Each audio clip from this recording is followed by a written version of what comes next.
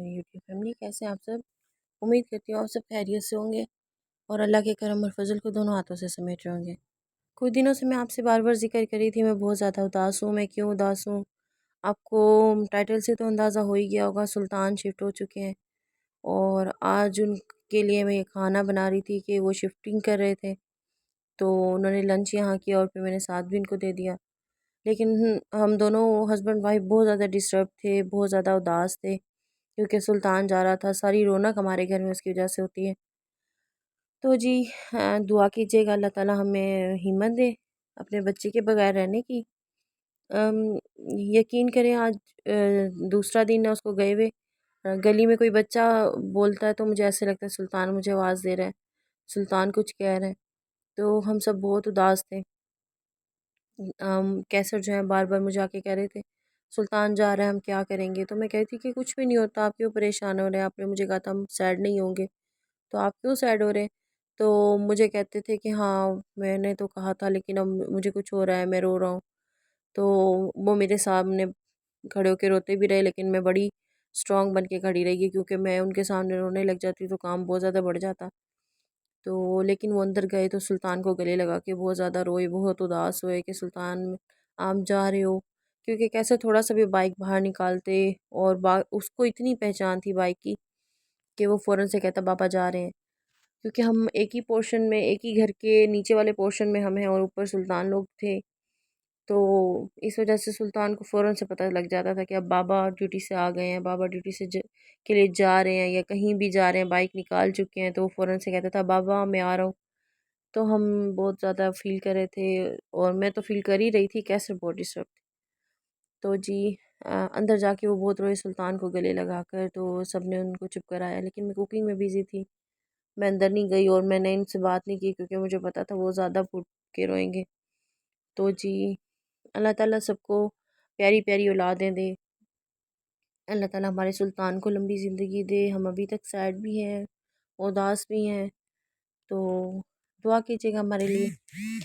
तो जी आज मैंने उनके लिए कोफ्ता बनाए, क्योंकि सुल्तान की मम्मा ने कहा कि मुझे कोफ्ता खाने हैं, उनको पसंद बहुत है। तो मैंने मेन्यू से जो रेडी टू कुक जो कोफ्ते मिलते हैं वही मैंने मंगवा लिए थे और वो मैंने बना लिए थे। वो बनाना बहुत ज़्यादा इजी है घर में।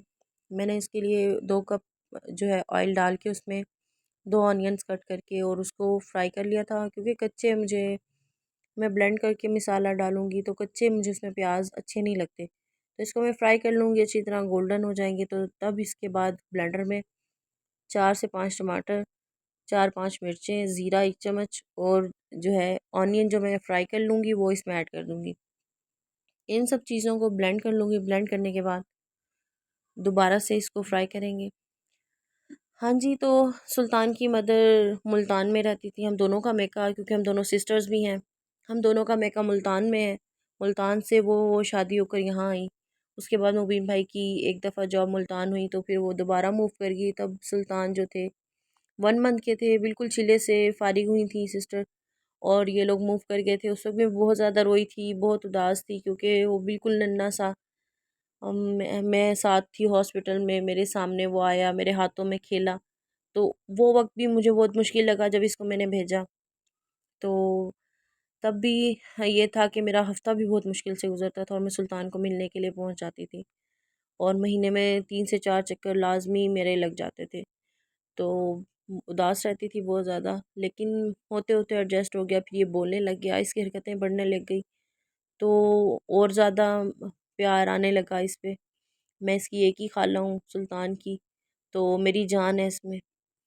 फिर सुल्तान जी फर्स्ट इनकी बर्थडे सेलिब्रेट हमने की, तो उसके 1 वीक के बाद दोबारा हम जो है भाई लोधरा शिफ्ट हो गए।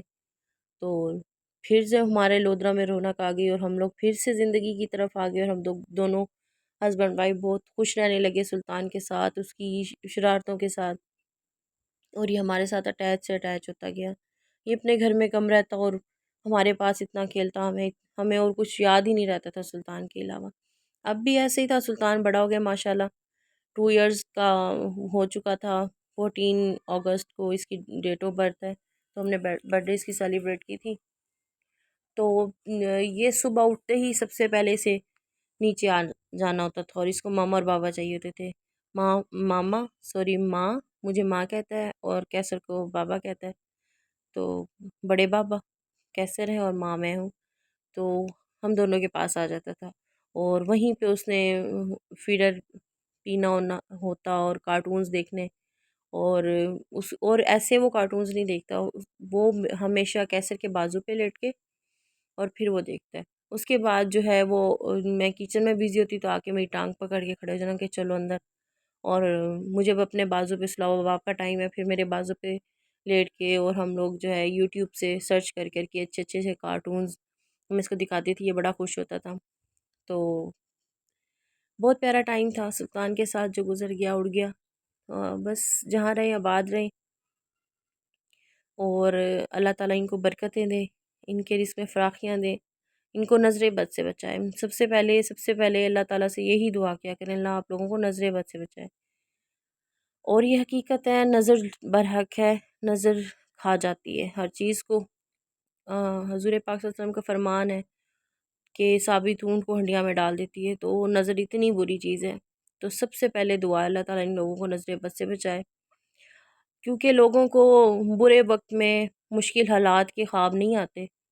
अगर कोई मुश्किल में है, परेशानी में है, बेरोज़गारी में है, किसी को ख्वाब नहीं आते। लेकिन जैसे ही कोई इंसान अच्छी तरह ज़िंदगी की तरफ लौट आता है और तरक्कियों की तरफ लौट आता है, तो हर बंदे को ख्वाब भी आने लग जाते हैं और ख़बरें भी पहुंच जाती हैं।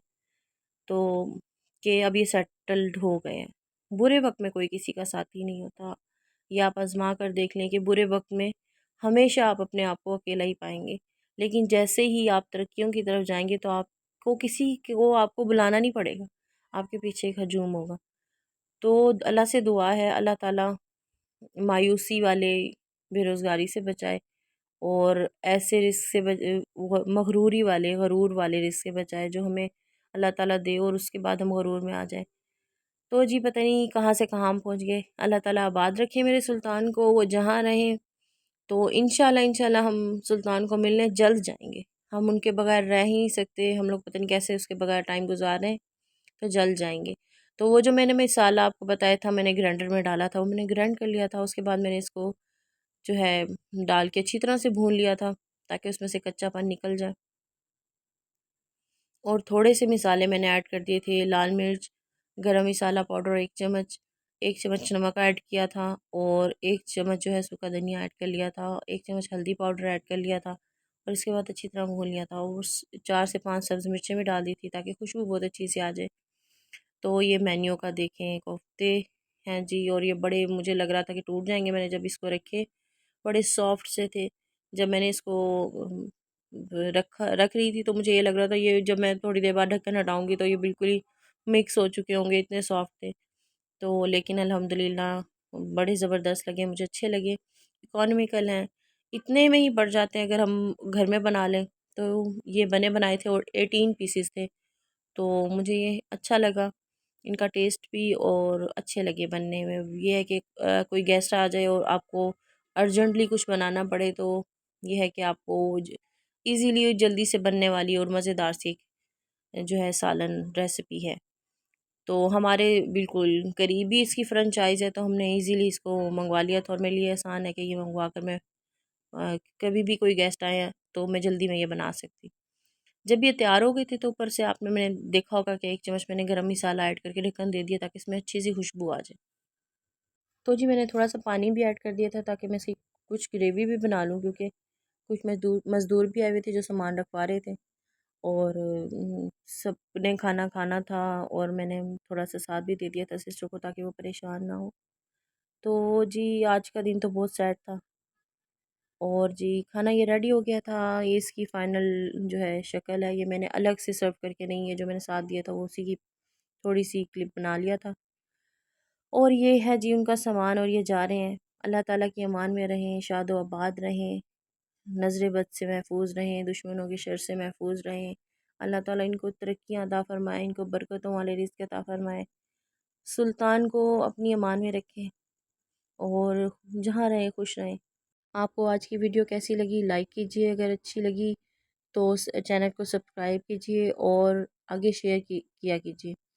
हमें आप लोगों के कमेंट्स और अप्रिसिएशन बहुत ज़्यादा ज़रूरी है जो हमें चाहिए। तो मिलते हैं इंशाल्लाह नेक्स्ट वीडियो में। अल्लाह हाफिज़।